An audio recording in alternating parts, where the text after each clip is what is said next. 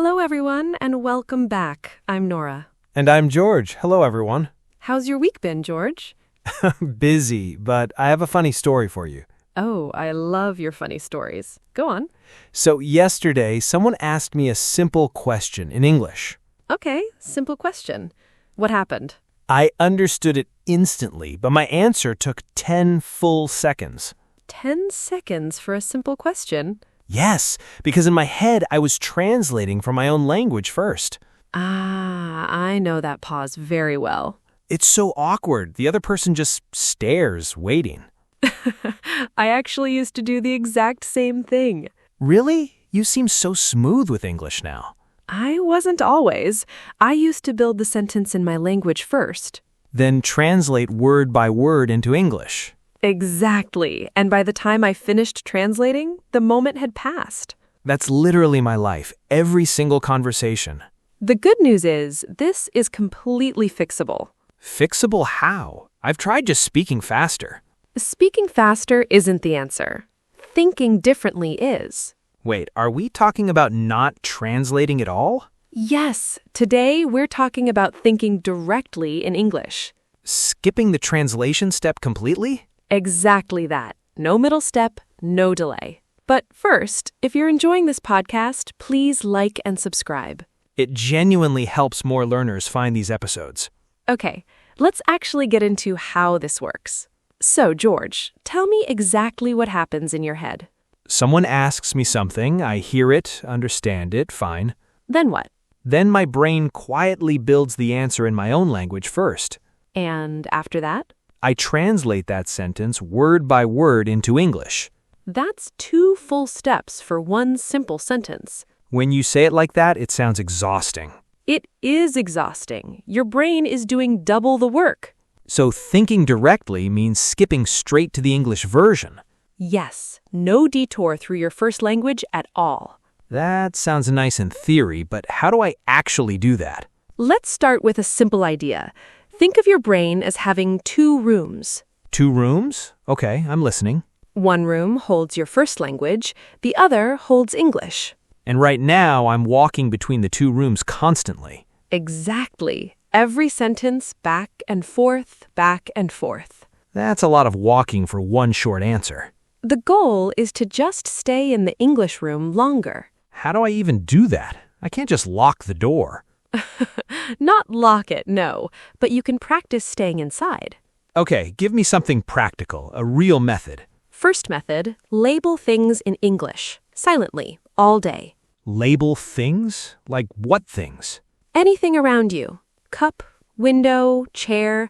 Just notice and name them. That feels too basic to actually help. It feels basic, but it trains a new habit quietly. What habit exactly? Seeing an object and connecting it straight to English, no detour. So my brain builds a direct path instead of the long way around. Exactly right. Direct path, not the scenic route. I like calling my translation habit the scenic route. It really is. Pretty, but way too slow. Okay, so I silently label things. What's next? Second method, think in short sentences, not big ones. Why short ones specifically? Because short sentences are easier to build directly in English. Give me an example. Instead of a long, complex thought, think, I'm hungry. Just that? 2 words? 2 or 3 words. Small, direct, instant. My brain usually tries something way more complicated than that. That's exactly the problem. Complicated needs translation. Simple doesn't need translation because it's already close to instinct. Perfectly said. Simple thoughts skip the detour completely. Okay, I think I understand the idea now. There's one more piece that really helps too. What's that? Noticing when you translate without judging yourself for it. Just noticing? Yes, awareness alone starts weakening the old habit. So I don't need to fight it, just notice it happening. Exactly. Fighting it usually makes it stronger, actually. That's strangely comforting. I don't have to be angry at myself. Never angry, just gently aware, every single time it happens. Gently aware. I can definitely try that. Okay, can you give me a real example, like an actual moment? Sure. Imagine you're hungry and someone asks you what you want to eat.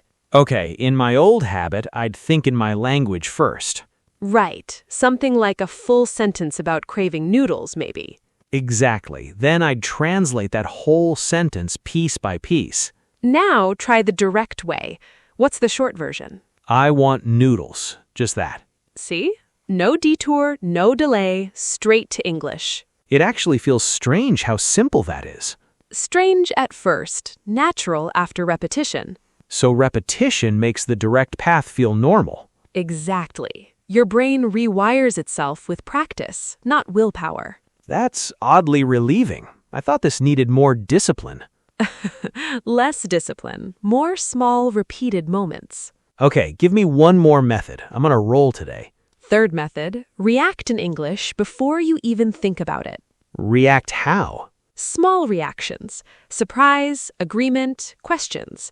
Keep them in English. Like saying really instead of translating my own version of it. Exactly that. Quick reactions train fast, direct English thinking. Because reactions happen too fast for translation anyway. Right. There's no time to detour during a reaction. So reactions are secretly great practice material. They are.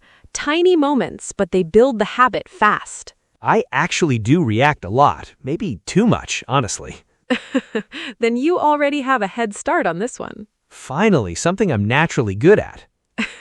See? You already had a useful skill hiding there. Okay, so labeling, short sentences, and quick reactions. 3 tools. Exactly. Small, simple, and usable throughout your entire day. None of these need a classroom or a textbook. That's the whole point.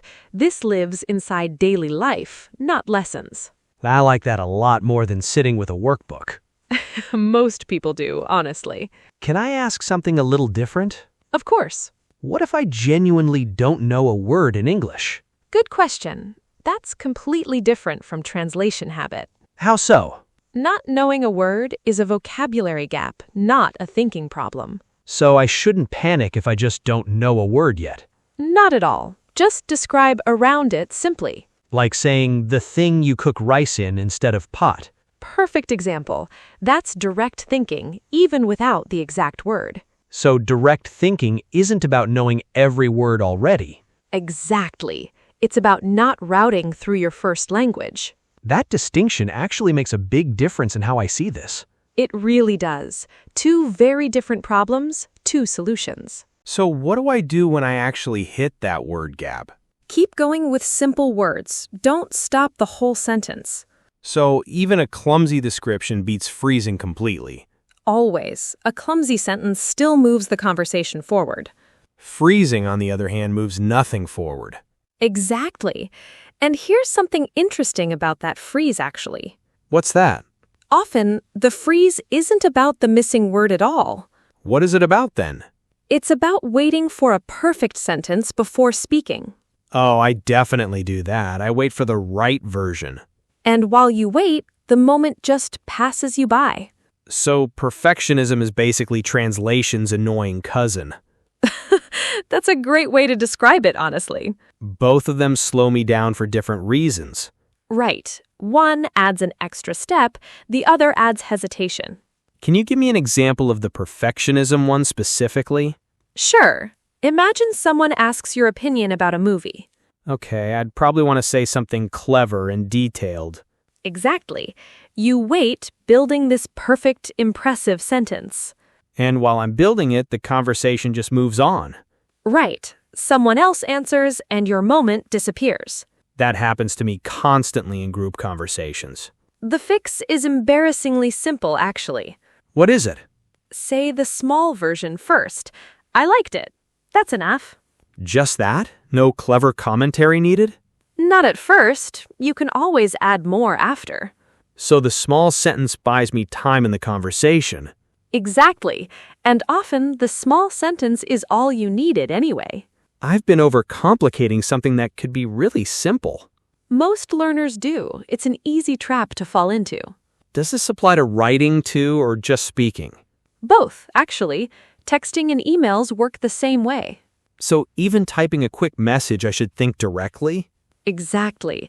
The habit isn't limited to spoken conversation at all. And direct thinking fixes both at once? It really does. Direct, simple, imperfect, but instant. Imperfect but instant sounds much better than perfect but late. You just summarized the entire lesson in one line. I have my moments. You really do, George. Is there anything I can do outside of active practice too? Actually, yes. Your environment matters more than people realize. What do you mean by environment?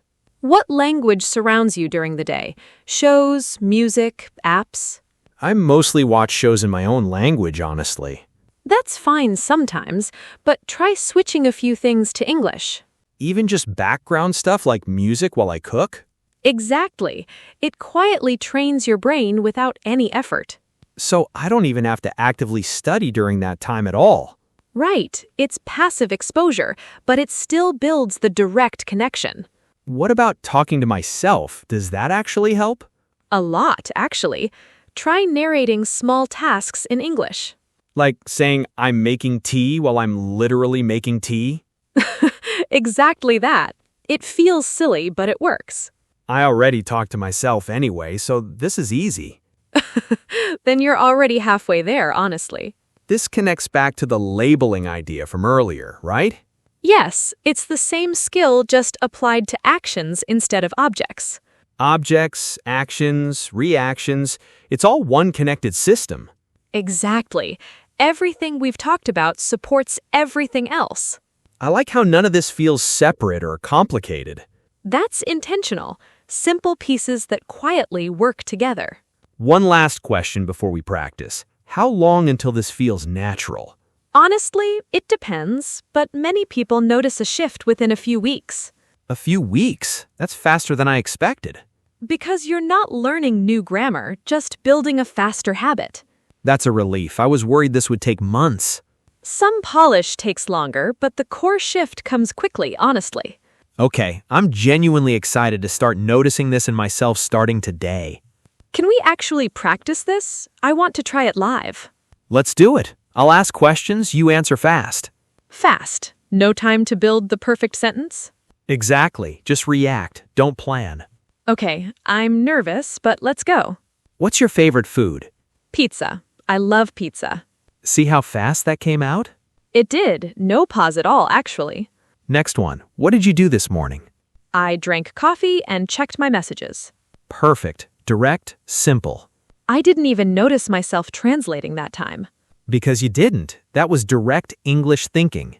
Whoa, it actually worked without me forcing it.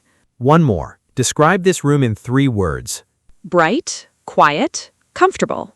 Excellent. Short, direct, instant. This feels completely different from my normal thinking process. Because there was no detour, just straight to English. Can we try a slightly harder one, an opinion question? Sure. What do you think about waking up early? I don't love it, but I feel better afterward.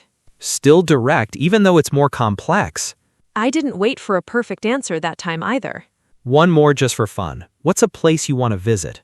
Japan. I've always wanted to see it in person. Fast, natural, no hesitation at all. Honestly, I didn't feel that awkward pause even once this time. That pause fades quickly once your brain trusts the direct path. I want to keep doing this every day now. That's exactly the idea. Small daily moments like this one. Let me try summarizing everything we covered today. Go ahead. Stop translating by labeling objects directly in English. Good. And remember to keep it silent and casual throughout your day. Keep thinking in short sentences instead of long, complicated ones.